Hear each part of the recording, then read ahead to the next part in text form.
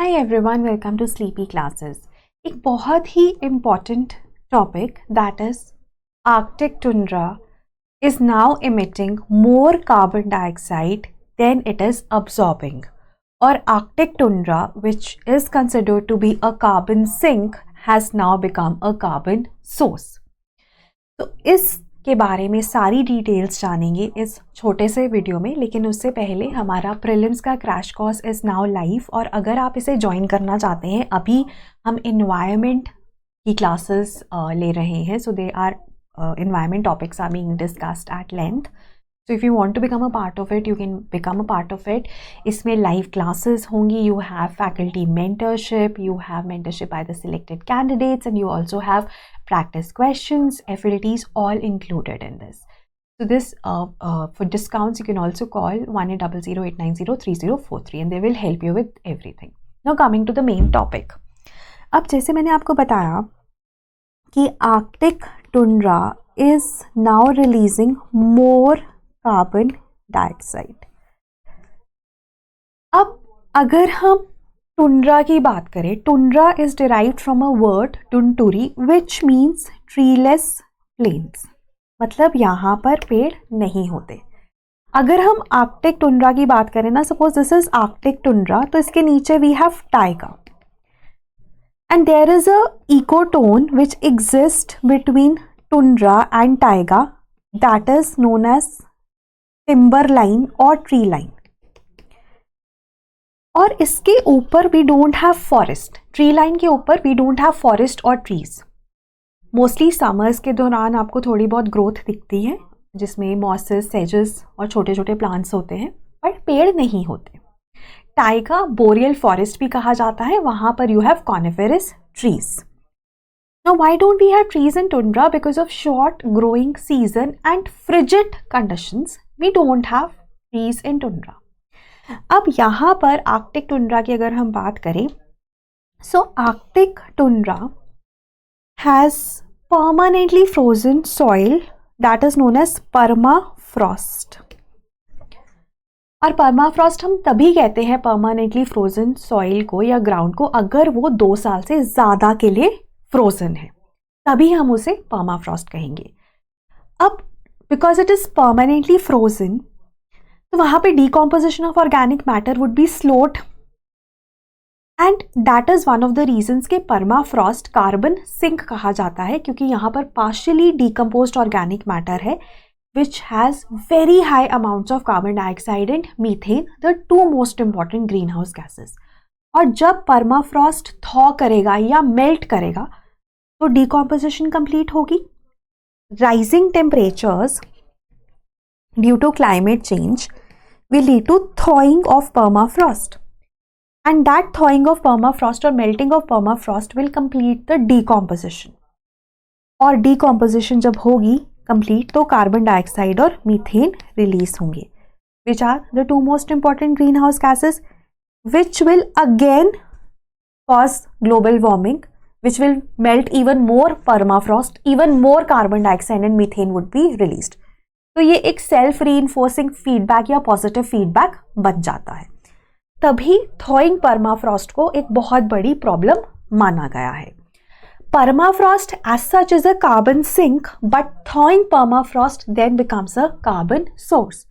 तो green house gases निकल रही हैं, और कुछ बैक्टीरिया, कुछ वायरसेस जो बहुत सालों से डोमेंट पड़े थे क्योंकि टेम्परेचर कम था, राइजिंग टेम्परेचर्स ने उनको भी एक्टिवेट कर दिया है, और नई तरह की बीमारियां भी हमें यहाँ पर देखने को मिल रही हैं. खैर, सो ये था ब्रीफ आइडिया अबाउट टुंड्रा और आर्कटिक टुंड्रा. नाउ अब जो हम खबर पढ़ रहे हैं कि Arctic tundra is emitting more carbon dioxide than storing it, ये जो खबर है, ये पार्ट है या ये आई है in the Arctic report card, जो एक एनुअल रिपोर्ट है, दिसंबर में हर साल आती है, and it is released by NOAA, national oceanic and atmospheric administration. इसको हर साल निकालता है. Recently this report has come out which has said कि Arctic has now become a source, now a carbon dioxide and methane source from sink. We have also seen wettest Arctic summer on record, right? And Arctic ने अभी अपना second warmest year भी witness किया है in the 125 year record. तो ये Arctic जो report है, आर्कटिक जो रिपोर्ट कार्ड है हर साल जो आता है, उसमें हमें ये 3 सबसे ज़्यादा चीज़ें, इंपॉर्टेंट चीज़ें पता चली। अब देखो नॉर्मली क्या होता है एक इकोसिस्टम में, जो प्लांट्स है they take in carbon dioxide and water to form carbohydrates, है ना, they convert the inorganic material into organic, है ना, and in a way they are reducing the carbon dioxide from the atmosphere, क्योंकि वो atmosphere से carbon dioxide लेते हैं और कार्बोहाइड्रेट्स बना देते हैं। फिर these plants might be eaten by the animals, and then the plants and the animals they die, then they are acted upon by the decomposers, which again convert this organic into inorganic nutrients like carbon dioxide is released back into the atmosphere, and that is how the carbon cycle is completed. अब होता क्या है, ठंडी जगहों पे जहाँ पे temperatures कम है, जो डीकॉम्पोजिशन है वो स्टॉल हो जाती है, स्लो हो जाती है। डीकॉम्पोजिशन को होने के लिए you need warmer temperatures, moist conditions, right. अब ठंडी जगहों पे वार्मर कंडीशंस तो नहीं हो पाते, तो इसलिए decomposition is dramatically slowed down, क्योंकि वहाँ पे परमाफ्रॉस्ट है।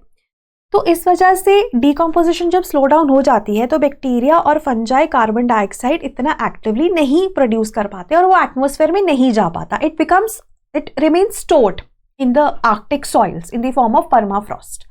तभी ऐसा कहा जाता है कि आर्कटिक सॉइल से store more than 1.6 trillion metric tons of carbon dioxide, which is double the amount which is present in the atmosphere. Imagine if that is all released back into the atmosphere, तो कितना catastrophic climate change हम witness करेंगे। So this is like the normal process. अब हुआ क्या है, क्यों ये emit कर रहा है? 2 reasons हैं। Temperature is increasing across the world, लेकिन जो आर्कटिक है ना, इसको ना हम आर्कटिक एम्प्लीफिकेशन भी कहते हैं, कि यहाँ पर जो वार्मिंग हो रही है ना, that is at 4 times the global rate, 4x पे हो रही है, 4 गुना ज्यादा वार्मिंग हो रही है आर्कटिक में because of Arctic amplification.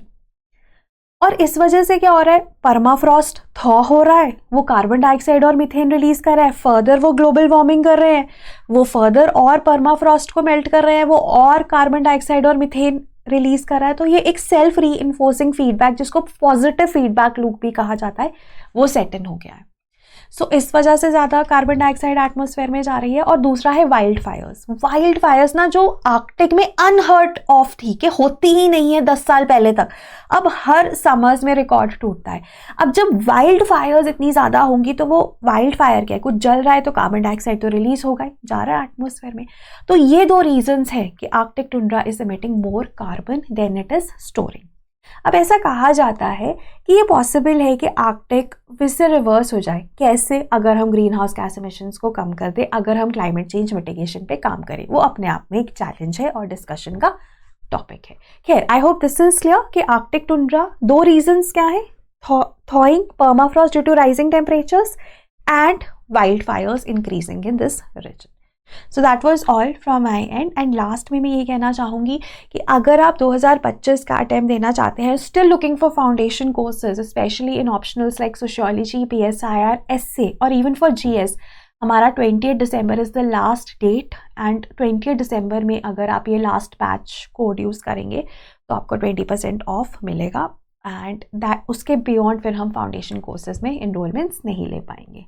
Right, so that was all from my and. किसी भी प्रकार का कोई भी डाउट है, आप प्लीज़ हमें कमेंट्स में पूछ सकते हैं। We would be happy to help you. Thank you, have a nice day.